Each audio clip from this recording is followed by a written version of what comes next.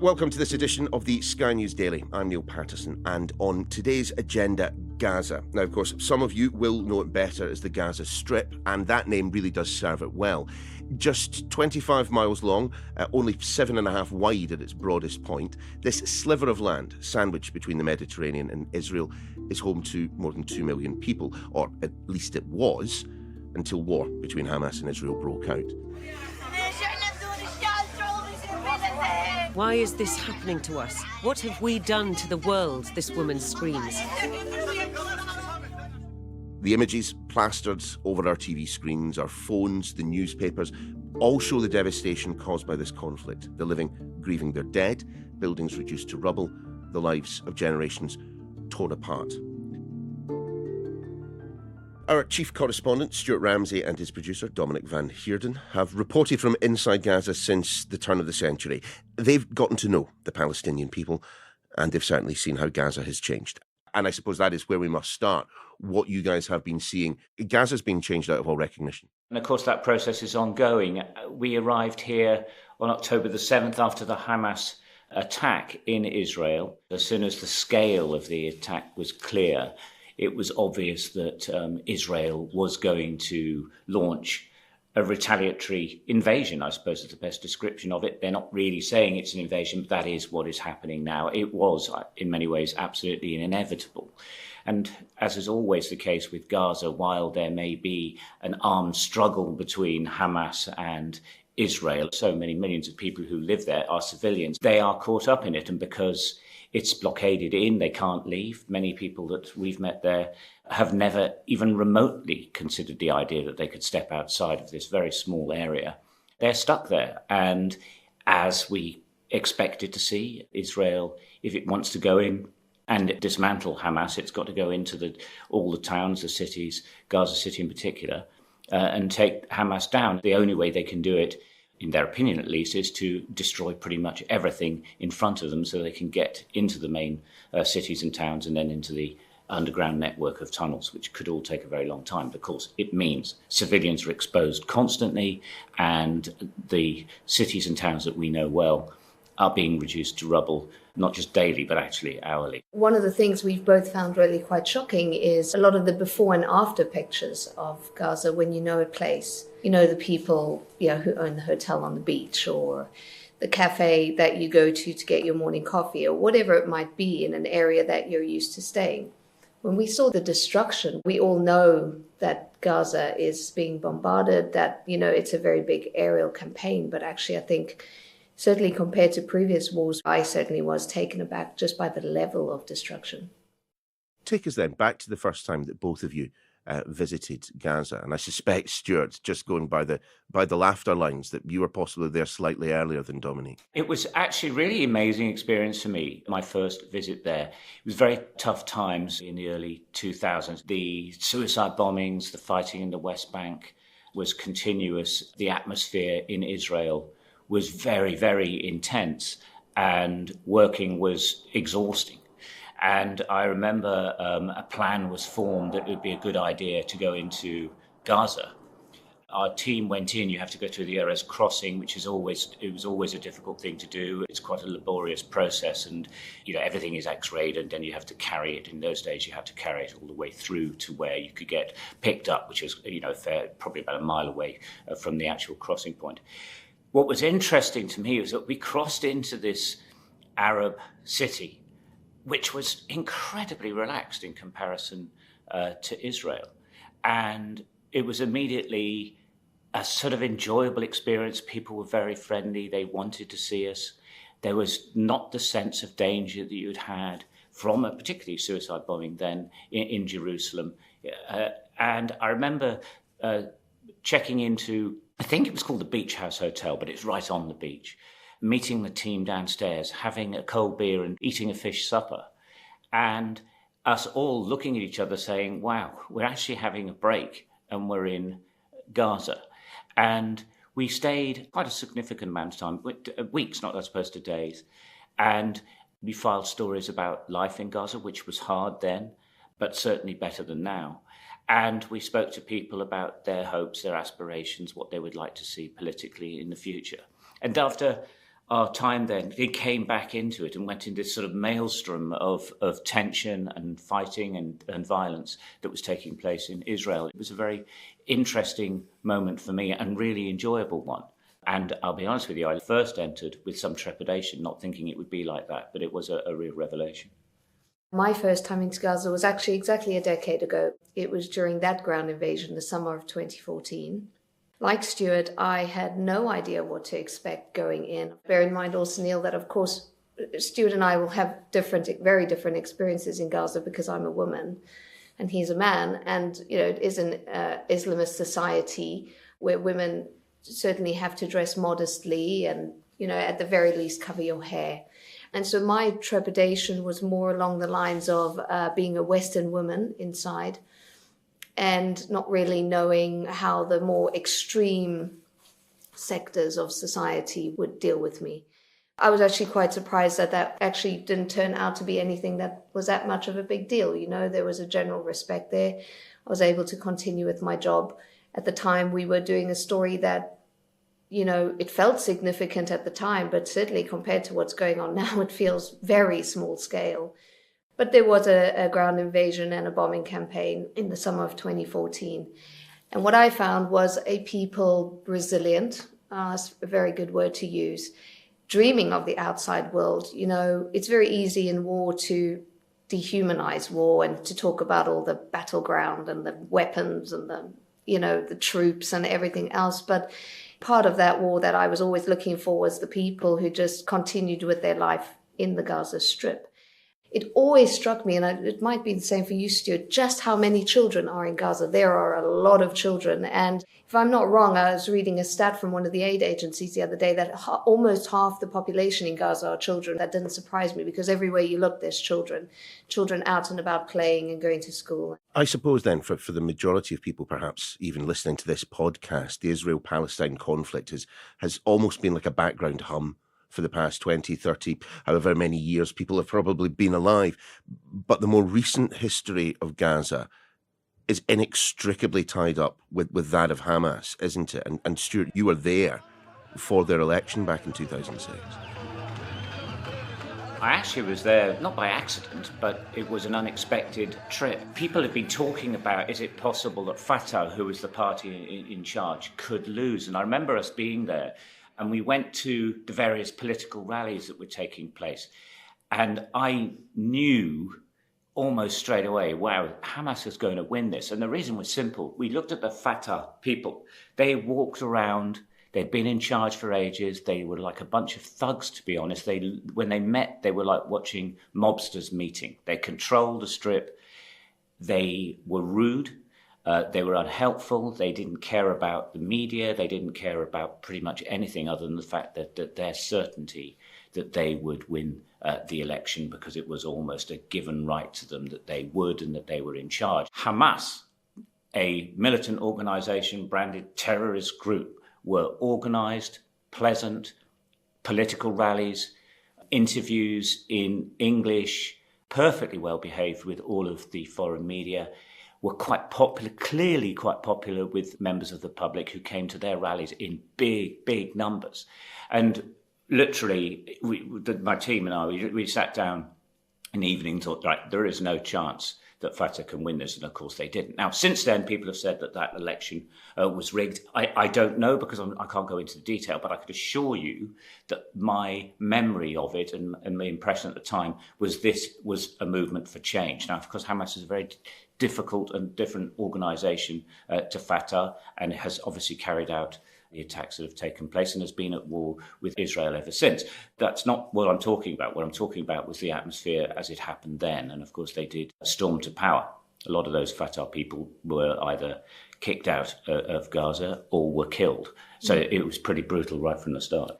He has one of the most recognisable names in the Middle East. Yasser Arafat led the Palestinian Liberation Organization for 35 years and was the first president of the Palestinian Authority. I think that the death of Yasser Arafat, the Palestinian leader, very influential president of the state, was a huge turning point in relations between Israel and the people of Gaza and the West Bank. Marked a big change in dynamic at the time. I was actually at the funeral, which was an incredible experience on the West Bank. Thousands and thousands of people, all firing into the air at the same time when the body of Arafat was brought in by helicopter. It was absolutely terrifying in its own right, quite a remarkable, chaotic scene. But yeah, I think it did herald a change, not a good one, but heralded a change in relations between the Palestinian people and Israel. And Israel obviously has never got over the fact that Hamas were in control of Gaza. They've gone out of their way to do deals with the authorities of the West Bank, but they cannot do anything with Hamas. Although we know that in the background they do have communication, they have intelligence communication. But everything has changed now, and it's been on a sort of downward trajectory pretty much ever since. The stranglehold on Gaza is tightening. Tanks are rolling into new positions. It was, not even 2 years after that Israel launched that 22-day military offensive in Gaza, and plenty of Palestinian bloodshed in that one as well. That was sort of December, January 2008-09. And many journalists, much like now, although now's a lot tighter, couldn't get in. This is going to last longer than a few days. And do you think you'll go in on the ground? I can't go into operational factors. But it's certainly not ruled out. That being a 22-day war felt very long at the time for coverage. I mean, we're already almost 4 weeks into this one. It shows no sign of stopping. No, I mean, I think they're actually just getting going, really, from the indicators you have. We were in Gaza City when the bombing campaign all those years ago took place, and it is absolutely terrifying. It's not just bombs coming in, it's like the whole buildings disappear. It's quite staggering. So much so that we stayed in a hotel which is near the beach, but is a designated UN building. It was built for conferences so that the various peace talks have taken place.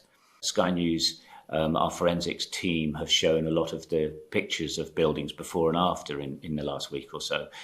Our hotel there is still untouched, interestingly, but the neighbourhood around it is utterly destroyed. How then must it feel to be one of the more than 2 million Gazans living in this particular part of the world? I mean, over the course of the years that you guys have reported from this area, you will have met plenty of them, and some of them will have stuck in your minds, I'm sure. But for them, it must be terrifying to know that if Hamas has a facility nearby, then the lives of you, your family, are perpetually at risk.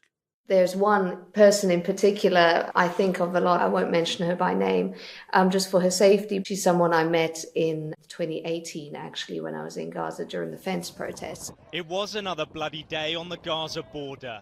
Acrid smoke belching towards the Israeli forces.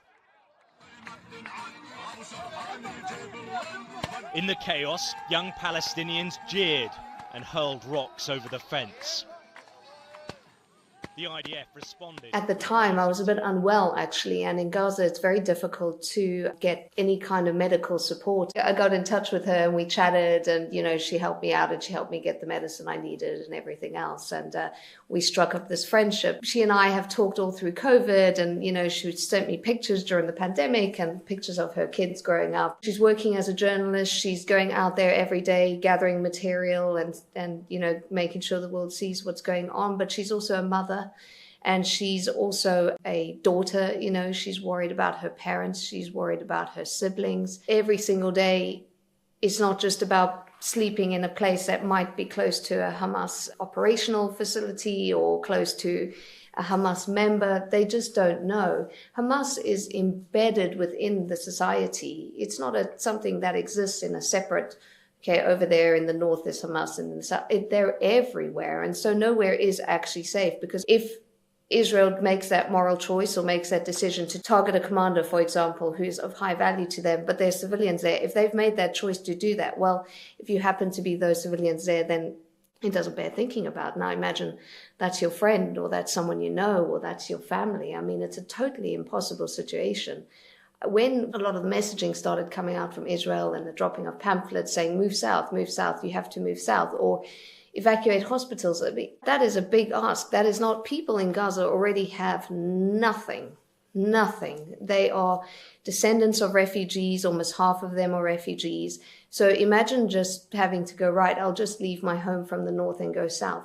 Many people have stayed simply because they don't want to leave their house because it's the first time they've ever had a house and a fridge and a TV. So they hold on to that because they don't want to lose it. It's a lot more complex than it looks on paper because there's people involved. I remember there was a very nice young man. He owned a musician's shop. He's a musician. He had his shop and it was full of guitars and drum kits. And I spent quite a lot of time sitting and chatting to him. He taught himself English, perfect English. I very much suspect that his shop has gone now. But he was a lovely guy. And I remember him sitting and talking, and we were looking back into Israel at night, and you could see the lights of the city of Ashkelon, which is really quite close by. And he said, that's where my family's from. And it's hard to imagine. I'll never, ever get there. I'll probably never, ever leave here. He was in his early to mid-20s. I hope he's okay now. These people are incredibly resilient, as Dominique says. Their families have been refugees. They've moved homes loads of times, but they still put down their roots and flourish, grow, and think about tomorrow and just getting on with life. It's quite remarkable. Dominique, Stuart, we will pause there for just a second. When we return, we will refocus on Hamas, their tactics, and indeed where this might go next. Back in a second. We're still here with our chief correspondent, Stuart Ramsay, his producer, Dominique van Heerden, talking about Gaza, a place that they've both reported from an awful lot over the past few years. Dominique, of course, right now there is an understandable focus on the ground offensive that is taking place because, as we all know, hostages taken in their hundreds are being held by Hamas and being held in that tunnel network. Talk to me about that a little bit. I think about it now and think about maybe what not a good idea it was at the time. But back in 2018, I went inside some of the tunnels in Gaza. Now, I have to say, not the Hamas tunnels, the tunnels of Islamic Jihad, another militant group that operates in the Gaza Strip. A lot has been said about these tunnels. Are they sophisticated? Are they not? Are they big? Are they wide? Are they small? We got invited by Islamic Jihad, a small group of us journalists, to actually go and have a look at their tunnels. So we went to do that. And what struck me about it was actually just how claustrophobic parts of the tunnels were. You sort of go down these, what I can only describe as step ladders, but they're metal. They're a little more sophisticated than that. And into a tunnel network, part of which you go in and it's really narrow. Literally only one person can fit. You can walk in single file through it. Then they would suddenly open up into these really large spaces, where a group of 20 people could be standing. And then you'd go through another tunnel and it would be narrow again and would open up again into wide spaces. And then you'd pop out, somewhere 2 kilometers from where you entered. Walking underground, you have no visual references, you have no geographic references. All you're going on is based on what you know. So for someone like me who'd never been in the underground tunnels before, it was completely discombobulating. What's interesting to me is that now there's talk of Israel needing to dismantle Hamas's tunnels.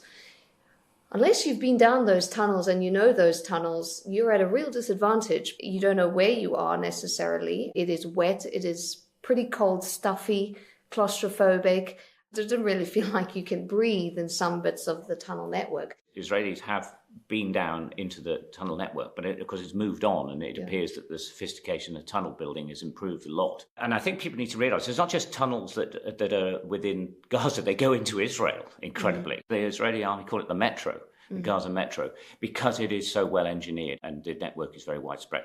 So the Israelis have to either work out the new routing for the various tunnels. Well, I don't know how they do it. I'm sure that there's an awful lot of sophisticated satellite imagery they can bring to bear on it. My understanding from military is that you have to know where you start and you have to know where it ends before you can go in. All of that does sound incredibly difficult and complicated, maybe almost impossible. So perhaps, and this is only from discussion with people who have a knowledge of this, is that it has to be a long campaign. They have to control electricity and power to stop oxygen being pumped in. Because you remember in mind, some of these tunnels are really, really deep underground. And they will run out of food. So the working theory is that eventually Hamas have to come up and either fight or try to make some type of escape. By definition, that means this campaign is really, really long because they will have pre-positioned food, water, ammunition, and no doubt fuel for the pumps to get the oxygen down. I suspect that might be the planning, unless there's a major breakthrough or some type of breakthrough in negotiations with Hamas. But I don't think Israel intends to leave it like that. I think they've said it, they want to destroy Hamas. And to do that, that's not just all the personnel, difficult. How many there are? I mean, I've heard figures of 40,000 men before now. I'm not so sure it is that high. But even if it's 10,000, it's an awful lot. And they have to destroy that network of tunnels. You've got to keep reminding ourselves, it is a battlefield, but it's full of a civilian population. And that is the big conundrum. And that is why so many people in the international community and people protesting on the streets are saying this is just inhumane, carrying out a battle when ordinary people are caught up in the middle of it. And, if you look at Ukraine, we spend a lot of time, both of us, in eastern Ukraine. Apart from some who want to remain at home and refuse to leave, everyone's gone. So that is a battlefield with two armies fighting each other. This is completely different, and there is nowhere for people to go. So given the expansion of the use of the tunnels and the tactics, the fighting that we are bound to see in them, what are your thoughts on Hamas, the evolution of this organisation, and indeed the relationship between Hamas and the Palestinian people? Because frankly, at a remove, it can be confusing. My dealings with Hamas, and I haven't been down the tunnels, but I've been on training missions with Hamas, is that they saw themselves and acted like an army at war with Israel, not a sort of nasty, bloodthirsty bunch like Islamic State. Couldn't have been more different. Now, unless something's fundamentally changed within Hamas, well, something has. I don't know what happened on October the 7th, because it was not like the group that I had dealings with. What their relationship with the Palestinian people is now, I don't know. There is much discussion here about them effectively using the population as human shields, and that they've been brutally in control of Gaza for some years. Those may all be the case. Their relationship now may be a moot point because Israel is determined to destroy Hamas. It's hard to know whether the Hamas we dealt with, and last time in Gaza was in 2018, that there's been some kind of massive change in the last 6 years. Do you have much hope for the Palestinian people then? It feels to me that we've reached a real change now. I don't think the Gaza I knew exists anymore. I think physically it's not going to exist anymore. And talking to the Palestinian politicians here, they think that Gaza's going to change even in shape, as in the boundaries are going to change. Some believe the north may never become joined to the south again. We don't know. These are things of the future. But I just feel that in the incredible troubled history of Gaza has reached the end of a chapter, and there's another one going to start. It doesn't mean it's not the end. It doesn't mean it's a good chapter either, but something significantly happened. And that changed on October the 7th when Hamas attacked Israel. And let's not forget that. Israel haven't just started this on their own. They may be escalating it that others may not approve of. But this did start off by that terror attack, which was awful. And that's the consequences of it are this. Stuart, Dominique, always good to talk to you. Stay well, stay safe. Thanks for being here.